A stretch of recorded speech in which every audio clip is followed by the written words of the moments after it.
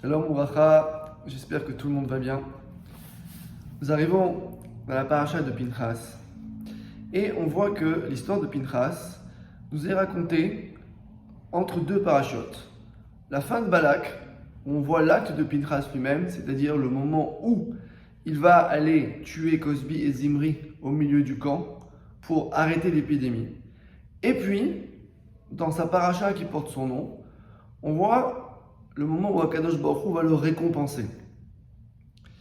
Et on peut se poser la question de pourquoi avons-nous besoin de couper?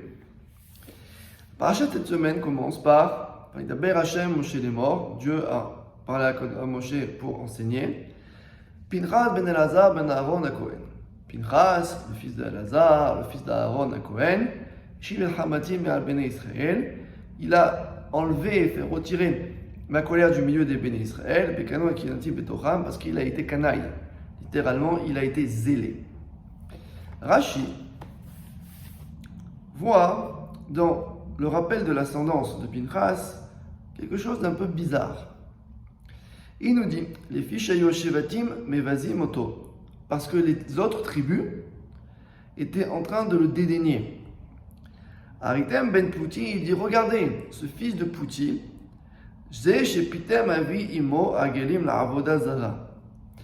que son grand-père, le père de sa mère, était quelqu'un qui engraissait les veaux pour l'idolâtrie. On rappelle, ça on l'a vu dans Parashat Va'era, la deuxième paracha du Sefer Shemot, que Pinchas, Elazar, son père, avait épousé l'une des filles de Yitro. Et là on parle de Yitro. Et il continue, Ve'arag nasi shevet mi-Israël. Et lui, celui-là, il s'est permis de tuer un prince d'Israël. C'est pour ça qu'est venue la Torah. Et il nous rappelle l'ascendance par rapport à Aaron. Bon, ça ne nous apprend pas grand-chose, si ce n'est ce qu'on a déjà vu dans Parashat Va'era, et que on peut dire que peut-être il y avait chez les tribus, on va dire, une forme d'angoisse ou de peut-être d'anxiété. Mais ce qui embête Rashi, c'est la définition de Bekan'o et Kinati Betocham. Qu'est-ce que la Kanaout? Qu'est-ce que le zèle? Pourquoi on a besoin d'être aussi zélé? La Gemara ramène dans Masechet Sanhedrin que quelqu'un qui est canaille, il faut qu'il fasse la chose 100% Leshem Shamayim, 100% par rapport à l'honneur de Dieu. Que pour lui, il n'y ait rien, qu'il soit simplement un passe-plat, quelqu'un qui va venir faire l'action, mais que cette action-là soit tout tournée vers Akadosh Baruch Hu, même pas 0,5%. Et alors, le problème de cela, c'est que Rashi continue, en se basant sur cette Gemara, et il nous dit, la Kanaout, le zèle, est quelque chose de dangereux. Parce que si jamais la personne en question, qui va être cette personne zélée, ne va pas faire la chose 100% Leshem Shamayim, alors cette action va se retourner contre elle. On le voit dans Pinchas, la Gemara nous dit dans Masechet Sanhedrin, si Zimri s'était retourné et s'était défendu, il aurait eu le droit de tuer Pinchas comme étant un meurtrier qui le poursuivait. On a une autre histoire qui est ramenée dans le Tanakh. Il y avait un roi d'Israël, Tzadik Gamour, qui s'appelait le roi Yehou. Ce roi-là a éliminé toute la famille de l'ancien roi qui s'appelait Ahav. Ahav, c'est un roi terrible pour Israël, parce que c'est un roi qui a tué énormément de prophètes, qui était l'ennemi juré d'Eliyahu Hanavi, avec sa femme Isabelle, et qui avait amené toute la Avodah Zara au niveau de son royaume. Yehou a fait le nettoyage. C'était le Pinchas de l'époque. Mais il a commis une erreur. L'erreur, c'est que il n'a pas, une fois qu'il a éliminé les prophètes du Baal, une fois qu'il a éliminé la Avodah Zara, il n'a pas enlevé les 2 veaux d'or qui avaient mis des siècles précédents le premier roi d'Israël à partir du schisme qui s'appelle Yarovam ben Nevat, Jéroboam. Il n'a pas terminé ce travail. Et Akadosh Baruch Hu, par l'intermédiaire de ses prophètes, lui en veut énormément. Parce qu'il lui a dit, toute l'action de zèle que tu as eue, sache que si tu n'as pas terminé le travail, les gens que tu as tués, c'est comme si tu avais été meurtrier. Tu as tué des juifs. Achavé des juifs. Tu as tué des juifs. Tu as tué des juifs, c'est pas pour mon honneur, alors sache que tu les as meurtriers. Et pourtant, il a rétabli le culte d'Israël. Il a enlevé l'idolâtrie. Non, mais pas jusqu'au bout. À ce moment-là, tout le reste lui est compté à l'envers. On le voit également dans une Gemara, Masechet Brachot, Chavchet Chavtet. Donc à la fin de 28b et au début de 29a. Là-bas, il y avait, à l'époque du deuxième temple, beaucoup de sectes qui se réclamaient du judaïsme, mais qui n'avaient rien à voir avec le judaïsme. C'était comme le Canada Dry, si vous voulez, ça avait le goût, l'odeur, mais c'était pas de la bière, c'était pas du judaïsme. Et on vient et on est en train de regarder la forme de la prière. Et vous savez que dans la Shemona Esrei, c'est-à-dire que dans la Hamida, il y a évidemment Shemona Esrei, 18 bénédictions. Ces 18 bénédictions, Rabban Gamliel, qui était le chef du Sanhédrin, le chef du tribunal rabbinique de l'époque, a dit qu'il fallait créer une 19e bénédiction, justement pour pouvoir essayer, sur le plan spirituel, de se battre contre toutes ces sectes qui pouvaient détourner les juifs du vrai judaïsme.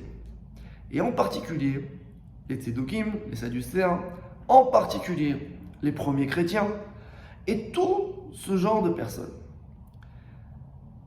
La Gemara dit, Rabban Gamliel pose la question devant l'assemblée, qui aura le mérite et le courage de se lever pour faire cette bénédiction? Se lève à ce moment-là Shmuel Hakatan, Shmuel le petit, qui n'a de petit que le nom, car c'était l'un des plus grands, au plan spirituel bien évidemment, et écrit la fameuse Barara, la Malchinim Velaminim, que ce soit les délateurs et ceux qui vont être des hérétiques. Bon, on la connaît, on l'a fait 3 fois par jour. Mais là, les Chachamim me posent la question. Rabban Gamliel, vous savez qui c'est? C'est la personne la plus dure qui existait à l'époque. On étudiait la Torah avec Rabban Gamliel debout. Rabban Gamliel était très dur dans sa lara. Il ne permettait pas d'enseigner la Torah dans les profondeurs de la Torah à des gens qui n'étaient pas aptes. C'était quelqu'un qui était très difficile et très élevé sur le plan spirituel. Question de Rachamim, mais pourquoi tu l'écris pas toi? C'est toi le chef. Tu es Nassi du Sanhédrin. Tu te permets et tu vas demander, tu vas poser la question à quelqu'un qui va pouvoir l'écrire. Réponse. Rabban Gamliel, il sait que c'est quelque chose qui n'est pas demandé par Akadosh Baruch Hu a priori. Mais que les circonstances du moment font que nous sommes obligés, à ce moment-là, de pouvoir prendre une force spirituelle pour casser une autre force spirituelle. Mais qui a au milieu? Des juifs. On va se mettre à prier contre des juifs. Se mettre à prier contre des juifs, vous imaginez ce que ça veut dire? Ça veut dire littéralement se mettre à prier au sens kabbalistique contre Dieu. Je prie contre une partie divine. Certes, les actes que font ces gens sont répréhensibles, mais leur âme et leur fort intérieur, c'est Dieu. Je prie contre Dieu. Et bien, si je n'ai pas les Shem Shamayim à 100%, la force, la concentration et l'objectif tournés vers l'honneur de Dieu à 100%, et que j'amène peut-être une petite vengeance par rapport à ces gens-là, un petit plaisir par rapport au fait de prier contre eux, tout ce que je vais faire, ça va se retourner contre moi. Shmuel HaKatan s'est levé. Et Shmuel HaKatan, il était Katan, pourquoi? Parce que c'était la personne la plus anav de son époque, la personne la plus humble de son époque. Et lui, quand il a fait cette bracha, il l'a fait comme Pinchas, les Shem Shamayim à 100%. À ce moment-là, cette bracha a pu voir le jour. Mes chers amis, de cela, on va retenir une petite fable, qui n'est pas une fable de La Fontaine, mais une fable de nos sages. Il y a 2 comportements différents vis-à-vis d'une souris dans une maison. Il y a le comportement de la maîtresse de maison et il y a le comportement du chat. Le comportement de la maîtresse de maison, lorsqu'elle voit une souris à la maison, c'est qu'elle veut absolument que la souris s'en aille. Que la souris meure, que la souris soit piégée, que la souris s'échappe. mais elle ne veut pas tolérer la présence de la souris à l'intérieur de la maison. Car la maison, pour elle, c'est un endroit qui ne doit pas avoir de souris. Le chat, c'est différent. Le chat, il va adorer chasser la souris. Chasser la souris au sens où il va jouer avec elle. Il va être cruel avec elle. Il va la manger. Il va la garder. Mais il ne va pas vouloir forcément qu'elle parte, parce que s'il n'y a plus de souris, le chat va s'ennuyer. Eh bien, nous devons avoir l'exemple de cette maîtresse de maison qui est l'exemple de Pinchas, qui est l'exemple de Shmuel à Katan. Lorsqu'il s'agit de l'honneur d'Akadosh Baruch Hu, on ne doit tergiverser sur rien du tout. La chose doit disparaître, mais on doit le faire pour l'honneur de Dieu, non pas pour un profit ou un plaisir particulier. C'est pour ça que on rappelle Pinchas ben Elazar ben Aaron à Cohen. Pinchas, le fils d'Elazar, le fils d'Aaron à Cohen. Aaron Oev Shalom verodev Shalom.